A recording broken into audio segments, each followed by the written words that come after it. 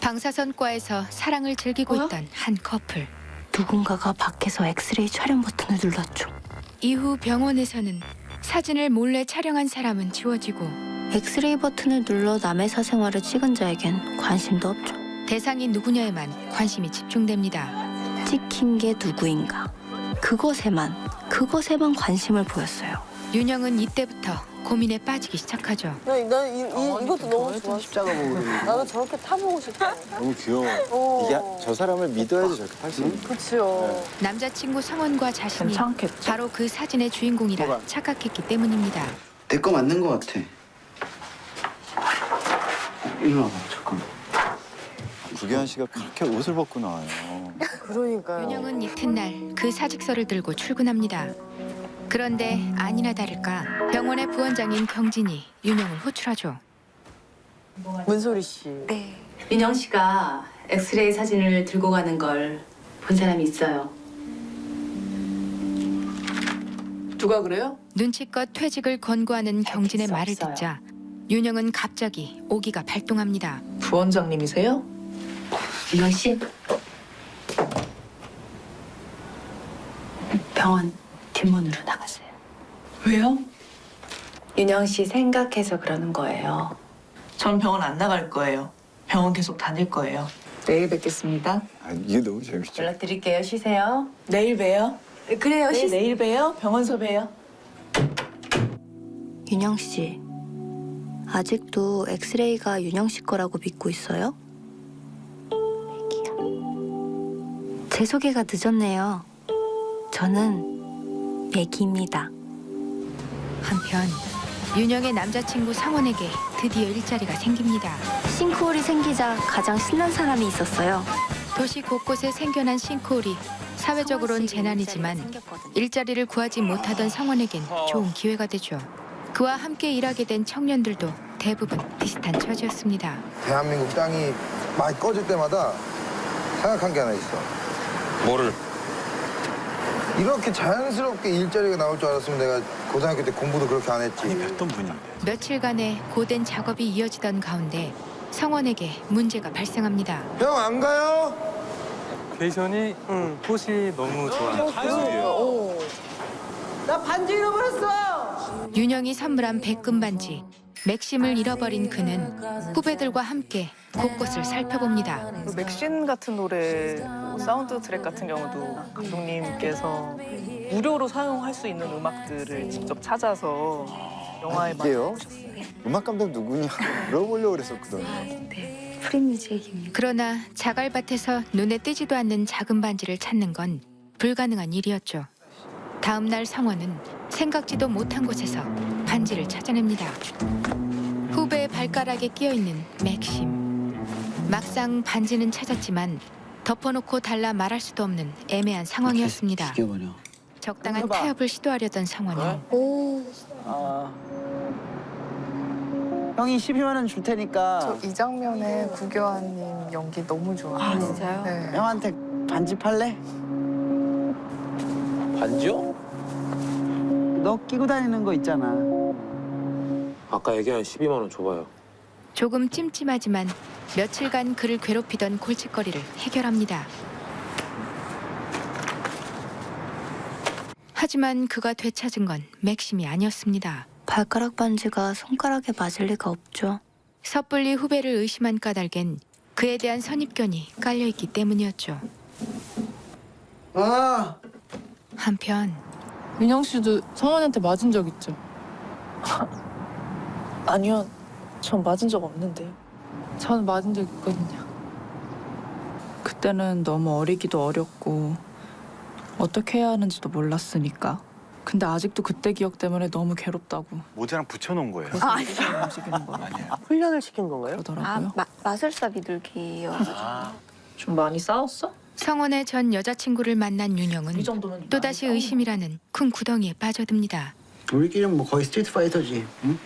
평소 다정했던 성원의 행동 모두가 거짓처럼 보이기 시작했죠.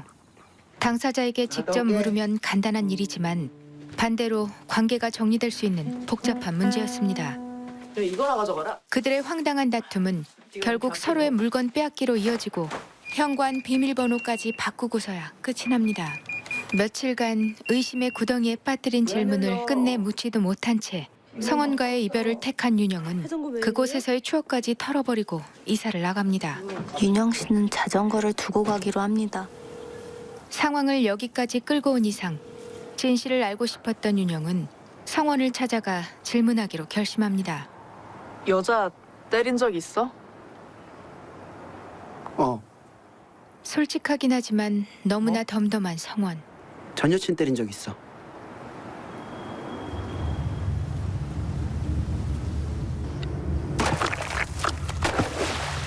우와.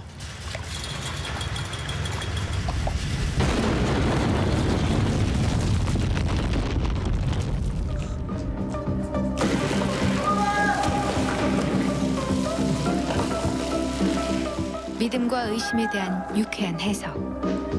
매기였습니다.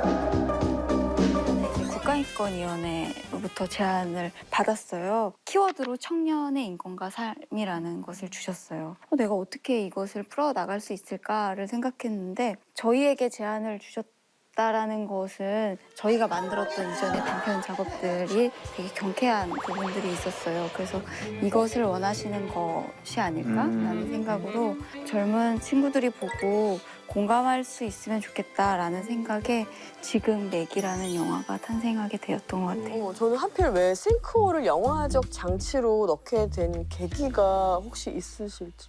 제 시나리오를 보고 이제 동기 언니가 사진 하나를 보여줬어요. 그게 이제 편의점 앞에 정말 큰 싱크홀이 생긴 거예요. 정말 한치 오차도 없이 문을 열면 바로 싱크홀. 네, 그게 지금 저희 세대의 어떤 심경 같다고 생각을 했었던 것 같아요. 야, 감독의 되게 놀라운 SF적 상상력인 것, 세계관인 것 같아요. 그러니까 재난이 재난으로 보이는 것이 아니라 또 다른 위험한 어떤 일이 벌어졌을 뿐이고 청년은 그 안에서 버티고 살아가.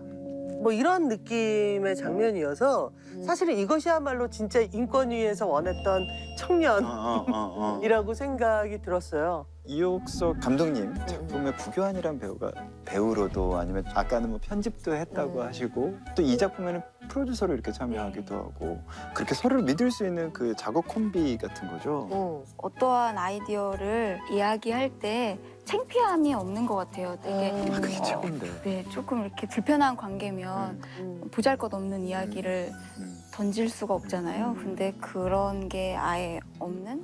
제 소개가 늦었네요. 저는 맥입니다. 벌새 영화에서는 벌새가 안 나왔잖아요. 네, 근데 매기에서는 매기가 나왔거든요. 나와요. 실제로 제 지인 중에서 뱀장어를 키우시는 분이 계셨어요. 진짜로? 네. 그래서 꽃게랑 이렇게 뱀장어랑 같이 키우셨는데 꽃게? 네. 우리가 먹는 그 게. 조금 했어요. 네. 셰프 감독으로 나오셨던 이혜영 배우님께서 그렇게 키우셨어요. 그래서 저도 되게 얘 뭐예요? 라고 했었어요. 근데 이제 집으로 돌아가서 생각해보니 나의 반응이 조금 어색하다라는 생각이 들었어요. 왜 그러냐면 이 친구들은 어항에 어울리지 않다고 제가 생각했던 거예요. 편견도. 네, 어항에 어울리는 물고기는 어디에도 없는데 네, 그러면서 이제 저도 매기를 만나게 된 것 같아요. 어른의 삶이란 오해를 견디는 일이라지만 이건 아니죠. 사실이 온전하게 존재하는 곳은 아무데도 없대요. 매기의 그 나레이션은 어떤 역할로 보면 좋을까요? 직접 전달하기 좀 어려운 내용인데 그치. 나레이션의 형식을 취하니까 한 주제로 딱 가게 도와주는 맞아요. 큰 가이드 역할을 해주는 것 같아요. 그리고 이제 매기가 어쩌면 인간들에게 질문을 던지는 존재가 되기도 하는 것 같아요. 아직도 엑스레이가 윤영 씨 거라고 믿고 있어요? 도대체 이걸 구경하는 심리는 뭘까요? 맥이 나레이션은 천우희 배우가 하신 거, 그렇죠? 제가 바로 직전에 작업했었던 게 걸스온탑이라고 천우희 배우님이랑 작업을 했었어요. 근데 그때 나 없을 때 너 집에서 혼자 기다리는 것보다 친구들이랑 지내면 좋잖아. 보러 오는 사람들도 많고. 이야기를 나눌 때 목소리가 너무 따뜻하신 거예요. 그래서 위로가 되게 많이 됐어요. 그래서 너무 자연스럽게 이 영화 속에 들어왔던 것 같아요. 그래서 윤영이가 알지 못하는 어떠한 앞날을 이야기해주고 들어주고 그 모습만 봐도 좀 평온함을 주는 어떤 그런 존재로 받아들이셨으면 좋겠다라고 생각해요. 그걸 어떻게 매기로 또. 이 영화는 불법 촬영, 데이트 윤영 씨도 폭력 등의 어떤 뭐 요즘 문제를 이렇게 다루면서 전체적으로는 믿음과 의심에 대한 그런 얘기를 하고 있지 않나 그런 생각이 들었거든요. 첫 사건이 엑스레이 사진이었잖아요. 이 소동의 굉장히 놀라운 점은 이 사진을 누가 올려놨는지 또는 누가 찍었는지 뭐 이런 건 아무도 중요하지 않고 이 엑스레이 사진이나 나온 이 뼈의 주인이 누구인지 또는 이 뼈만 보고도 자기라고 의심할 수도 있다고 생각하는 사람들의 이 높은 방어력? 세상에 뼈만 보고 어떻게 알아요? 그러니까 뭐냐면 이게 여러분 불법 촬영은 안 돼요 라고 말하는 게 아니라 이런 면과 저런 면과 이런 면과 저런 면을 정말 초반 15분에 그냥 딱 보여줘 버리니까. 한국사에서 제가 느꼈던 불안과 공포가 이제 이 영화에 드러났던 것 같아요. 이제 엑스레이실에서 벌어지는 일도 어쩌면 저희 다 불안을 느끼고 있는 지점일 텐데 어디서 불법 촬영이 이루어졌대라고 했을 때 나 그때 그거 갔었는데 나 그 주변에서 술 마셨는데 라고 하면서 불안을 느끼잖아요. 근데 엑스레이도 누군가의 어느 골반에 대든 자기일지도 모른다는 생각이 들기도 하고 그리고 그런 사건을 겪었던 어떤 분들이 과거에 꺼내고 싶지 않은 어떤 기억을 다시 불러일으키지 않으면서 이 이야기를 할 수 있는 방법이었던 것 같아요.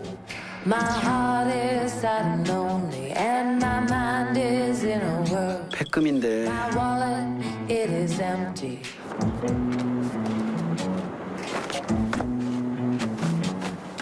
이 영화의 그 두 번째 의심은 그 윤영의 남자친구가 반지를 잃어버리면서 시작이 되잖아요. 실은 이것도 알 수 없는 게 그러니까 자기 마음대로 해석을 하게 되면 관객 입장에서 늘리거나 줄일 수 있잖아요, 반지는. 그래서 자기 발에 맞게 줄여놓은 걸 수도 있는 거 아니에요. 그러니까 실은 그 영화의 캐릭터들이 되게 사람들이 좋아서 반성하고 믿고 그러는 거지. 제 입장에서 보면 이거 내 반지인데 얘는 심지어 이걸 줄이기까지 했어. 그럼 더 화냈을 수도 있어요. 전 여친 때린 적 있어. 마지막에 이제 데이트 폭력에 대한 이야기가 또 나오잖아요. 근데 그게 또 반전이었어요. 근데 반전이라고는 생각을 못했던 게 결국에 우리가 어떠한 사람이 그렇게 할지를 알 수 없잖아요. 그리고 믿음의 데이터도 없고 그래서 그렇게 결말을 만들었었던 것 같아요. 첫 번째 싱크홀에서 행인이 쓰레기를 던지고 또 마지막 싱크홀에서 남친이 싱크홀에 빠졌잖아요. 그러니까 그 남친이 이제 쓰레기다. 그렇게 어떻게 논리가 될까요? 맞을까요? 이렇게 해석해 주시는 맞아요. 거예요, 저희가. 꽤 많죠. 그렇게 해석하시는 지구에서. 오늘 성훈 되게 따뜻하고 너무 좋은 사람인데 왜 그랬을까? 실제로 영화를 보신 분들이 처음에는 성원이라는 캐릭터를 마냥 사랑스럽고 웃기고 옆에서 힘이 되어주는 남자친구 이렇게 보시다가 영화를 재차 보면서 그런 순간마저도 저 사람이 약간 무서운 얼굴처럼 보인다라는 그런 감상을 주신 분들도 많이 계셨었어요. 사실은 윤영이가 성원이에게 왜 그랬어? 라고 물어볼 수도 있고 나 사실 이런 이유였어? 라고 들어볼 수도 있잖아요. 근데 그렇게 되면 제가 생각했을 때 이제 윤영이는 지연 씨한테 참 미안했을 것 같다라는 생각도 들고 사회에서 이미 가해자의 편에서 많이 사정을 들어줬다고 생각이 들어서 제가 만드는 그리고 우리가 만드는 이 매기에서는 그런 것이 좀 없었으면 좋겠다라고 생각을 했었던 것 같아요. 변명의 기회를 성원에게 주지 않은 변명할 필요. 근데 변명을 들어도 결과가 바뀌는 건 그쵸. 아니니까 사실 그게 현명한 안 아프게 때렸어? 뭐 이런다고 바뀌는 건 아니니까. 응? 그렇죠. 그게 뭐 바뀌는 건 아니니까. 맞아요. 매기는 이처럼 정말 많은 사람들이 해석도 조금씩 다르게 할 수 있는 어떤 여지를 또 많이 남겨줘서 굉장히 즐겁게 본 영화인데 매기가 어떤 영화로 남았으면 하는 바람이 있으세요?